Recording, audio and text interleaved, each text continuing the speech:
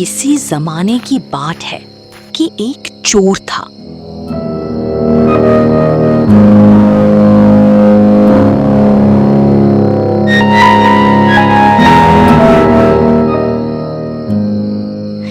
رات وہ ایک بادشاہ کے محل میں چوری کرنے کے ارادے سے داخل ہوا۔ محل کے ایک کمرے سے بادشاہ اور اس کی بیوی کی گفتگو کی آواز آ رہی تھی۔ وہ رک کر سننے لگا۔ اگرچہ کسی کی بات چپکے سے سننا غلط اور ناجائز عمل تھا، لیکن چور تو چوری ہی کرنے آیا تھا، اسے اس سے کیا فرق پڑتا؟ اس نے سنا کہ بادشاہ اپنی بیوی سے کہہ رہا ہے،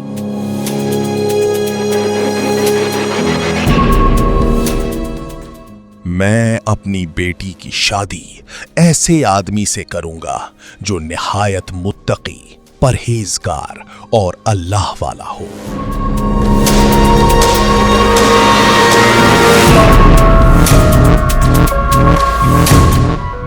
یہ سن کر چور کے دل میں خیال آیا، میں کب تک یوں ہی جگہ جگہ چوریاں کرتا رہوں گا؟ آخر ایک نہ ایک دن تو مجھے پکڑا ہی جانا ہے۔ کیوں نہ میں خود کو ایسا ظاہر کروں کہ بادشاہ اپنی بیٹی کی شادی مجھ سے کر دے۔ ہرس جاگ اٹھی۔ وہ چوری کا ارادہ بھول گیا اور بہت بڑے فریب کی منصوبہ بندی میں لگ گیا۔ گھر پہنچ کر دیر تک سوچتا رہا کہ آخر ایسا کیا کروں کہ بادشاہ کے ذہن میں میری پرہیزگاری اور دیانتداری گھر کر جائے۔ وہ بادشاہ مجھے سب سے زیادہ متقی، پرہیزگار اور اللہ والا سمجھنے لگے۔ آخر ایک ترکیب سوچی۔ بادشاہ کے محل کے قریب ایک مسجد ہے، میں وہاں جا کر بازرگوں جیسا لباس اور انداز اپنا لوں، پھر دن رات عبادت میں مشغول رہوں۔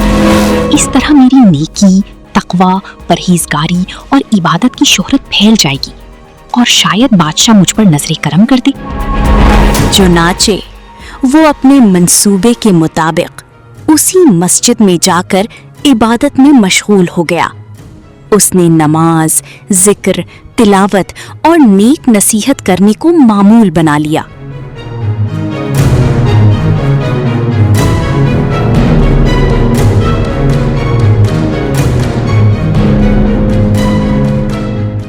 دن گزرتے گئے اور لوگوں میں چرچا ہونے لگا کہ کوئی بہت بڑا ولی آ گیا ہے جو ہر وقت عبادت میں مصروف رہتا ہے۔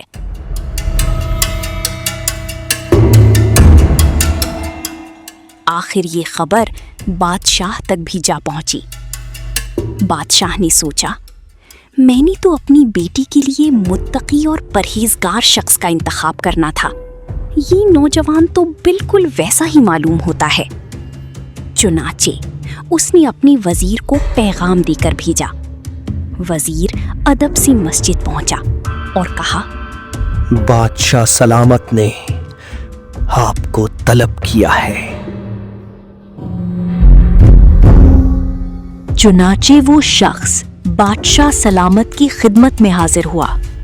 بادشاہ نے اسے کہا، میں نے سنا ہے آپ بہت پرہیزگار، متقی اور عبادت گزار انسان ہیں، اور میں نے یہ بھی سنا ہے کہ آپ ولایت کی منزل پر فائز ہیں اور لوگ آپ کو خدا کا ولی کہتے ہوئے، مگر مجھے آپ پر شک ہے۔ شک کا لفظ سنتے ہی اس چور کے چہرے کا رنگ زرد ہو گیا اور دل میں خیال سوچنے لگا کہ آج تو گئے کام سے۔ اگر بادشاہ کو میری حقیقت اور ارادے کا علم ہو گیا تو شاید مجھے قتل کروا دے۔ کہ اس دوران بادشاہ نے خاموشی توڑتے ہوئے پوچھا، کیا آپ یہ نہیں پوچھیں گے کہ مجھے کیا شک ہے؟ مجھے فرق نہیں پڑتا، شک تو شک ہے، چاہے جیسا بھی ہو۔ ہاں، اگر آپ مجھے اپنے شک کے متعلق بتائیں گے تو ہو سکتا ہے کہ میں آپ کا شک دور کر سکوں۔ جس پر بادشاہ اس شخص کی گفتگو سے مزید متاثر ہو گیا اور اس شخص کو آزمانے کے لیے کہنے لگا، میں اللہ تعالیٰ کے نیک بندوں اور پرہیزگار لوگوں کی بڑی عزت اور قدر کرتا ہوں، مگر چونکہ آپ کچھ عرصہ پہلے ہی اس مسجد میں آئے ہیں، اس لیے اپنی تسلی کے لیے کچھ کہنا چاہتا ہوں۔ شاید آپ کو معلوم ہو کہ پچھلے کچھ عرصہ سے ہمارے علاقہ میں بارش کا ایک قطرہ نہ برس سکا ہے۔ रकबे खुश्क पड़े हैं, अनाज खत्म होने के दर पे है, मवेशियान भूख और प्यास से निढाल हैं, फसलात तबाह व बर्बाद हो चुकी हैं, सल्तनत में हर तरफ परेशानी फैली हुई है। क्या इसकी वजह बता सकते हो? अगर आप वलायत के ओहदा पर फाइज हो तो आपको इतनी सी बात बताने में कोई मुश्किल नहीं होनी चाहिए। जिस पर उस शख्स ने कुछ देर खामोश रहने के बाद कहा, बादशाह सलामत, वैसे तो बहुत सारी वजूहात हो सकती हैं, मगर हतमी और मजबूत वजह बताने के लिए मुझे एक रात का वक्त दरकार है। मुझे कोई एतराज नहीं, आपको एक रात वक्त दिया जाता है। कल आपकी बताई हुई वजह पर गौर किया जाएगा और उस वजह और गलती को दूर करने के लिए इकदामात किए जाएंगे, और अगर आपकी बताई हुई वजह के दूर करने के बावजूद बारिश ना हुई तो आपका ये वलायत वाला रूप ढोंग, धोखा, फरेब समझा जाएगा। और हां, ये भी हो सकता है कि आपका सर आपके जिस्म पर सलामत ना रहे।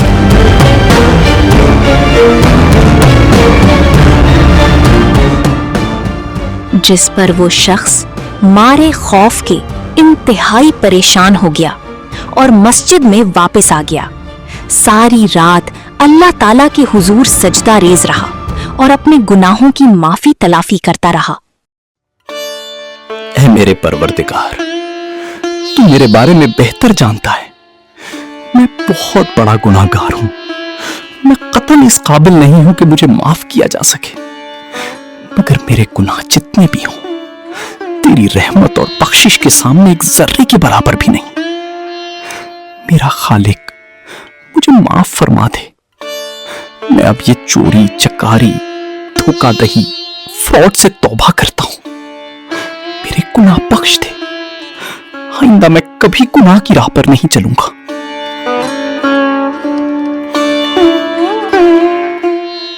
जब नींद आ गई तो उसने ख्वाब में देखा कि सल्तनत के लोग एक मखसूस जगह पर खड़े हैं और उस शख्स से कह रहे हैं, यहाँ से पानी निकालो, यहाँ से पानी निकालो, हमारी खुश्क साली खत्म कर दो। बस तुम ही ये काम कर सकते हो, बस तुम ही ये काम कर सकते हो, साली खत्म कर दो, बस तुम ही ये काम कर सकते हो। जैसे ही वो शख्स बेदार हुआ तो उसने ख्वाब देखी हुई जगह को याद करना शुरू कर दिया कि ये जगह हकीकत में कहां पर है। दिमाग पर थोड़ा जोर देने पर उसे सब याद आ गया। अगली सुबह बादशाह ने दोबारा उस शख्स को तलब कर लिया। हाँ वली साहब, एक रात तो खत्म हो गई। अब बताइए क्या वजह है कि मेरी सल्तनत खुश्क साली का शिकार है और बारिश क्यों नहीं हो रही? जिस पर उस शख्स ने कहा, मैं ये तो नहीं बता सकता कि आपकी सल्तनत में बारिश क्यों नहीं हो रही है। हाँ, मगर आपके गांव की खुश्क साली खत्म कर सकता हूं। अपनी सल्तनत के लोगों को शाम तक इकट्ठा कर लें और मेरी बताई हुई जगह पर ले आइएगा। अब मुझे इजाजत दीजिए। और वो शख्स दरबार से मस्जिद चला गया। शाम होने के करीब थी। उस शख्स ने बादशाह को जगह की निशानदही कर दी। लोग जमा थे।